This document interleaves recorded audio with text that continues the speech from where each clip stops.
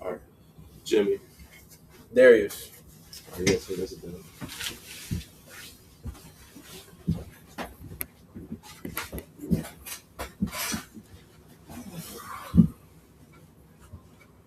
Are you guys ready? At 3:17, somewhere in the world, a radar screen lights up. An unidentified aircraft is moving fast toward Allied airspace. Within minutes, a decision must be made. Pilots must scramble. Aircraft must launch. Intelligence systems must function flawlessly. There is no pause button. There is no, we'll fix it tomorrow. Now imagine this. The jet assigned to respond is grounded. A part is back ordered. The crew hasn't logged in enough training hours. Maintenance is behind schedule. In that moment, readiness is not budget line. It is the difference between a deterrence and a disaster.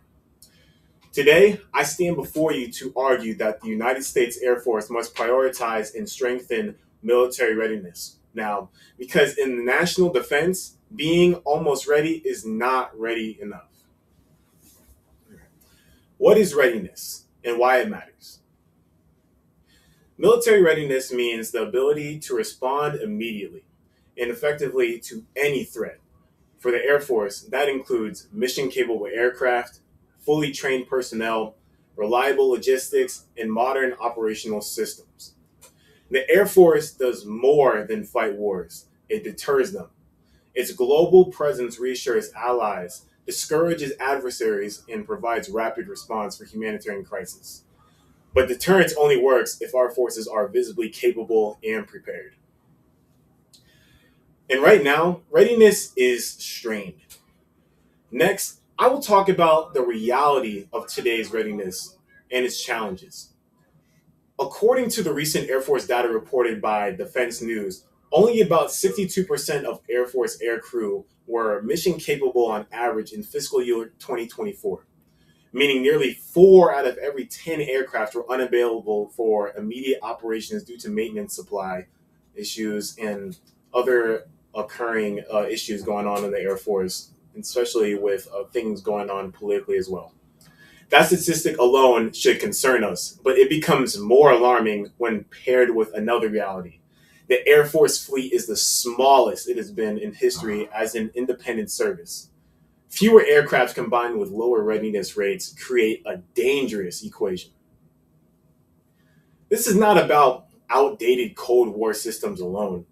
Even modern aircraft face sustainment problems. A Pentagon watchdog reported that advanced fighter platforms were flying only about half the time they needed due to maintenance and space parts delays.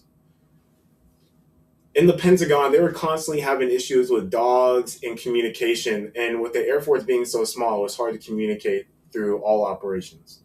When cutting edge aircraft sit idle, technology does not equal strength, availability does. Which leads me to the next topic, a changing threat environment. At the same time, readiness is declining. Global threats are evolving all as a whole. Recent conflicts have demonstrated how vulnerable air forces can be. Emerging technologies like inexpensive drones and precision strikes. In fact, reporting from Politico highlighted from Ukrainian drone operations damaged Russian aircraft and exposed weaknesses in air-based defenses. The lesson is clear. Modern warfare is changing quickly. If adversaries can innovate faster, we can maintain readiness. Deterrence weakens. Furthermore, the 2022 United States Department of Defense National Defense Strategy and emphasizes preparing for strategic competition with peer adversaries and maintaining a ready, modern phase capable of high-end conflict. In other words, national policy already recognizes need for readiness, but recognition must translate into action. What we must do. Decision makers as citizens who influence policy, we must support 3 key priorities. First, invest in sustainment and maintenance reform. Aircraft cannot deter threats from inside hangars. Streamlining parts, procurement, modernizing supply chains, and retaining skilled maintainers must be a funding priority. Second, protect training hours. Pilots and crews require consistent flight time and realistic exercises to maintain combat proficiency. Cutting training to save money today costs far more than any other cost. Third, strengthen resilience and innovation. Air bases must adapt to drone threats. Logistics must be hardened. And emerging technologies, from artificial intelligence to predictive maintenance, should be integrated into daily operations. Readiness is not simply buying more planes, it is ensuring that planes we have are operational, sustainable, and strategically positioned.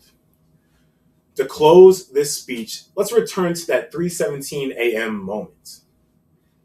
When the radar lights up, when a pilot receives the scramble order, when allies call for help, there is no time for excuses. There's only one time for action. History does not remember nations that were almost ready. It remembers those that were prepared. The United States Air Force has long stood as a symbol of speed, strength, and global reach. But symbols alone do not defend a nation. Readiness does. This concludes my brief. You guys mind just coming back into the frame? You guys have any questions about the speech? No. All right, I appreciate you guys. I appreciate you guys for being present, and hopefully this will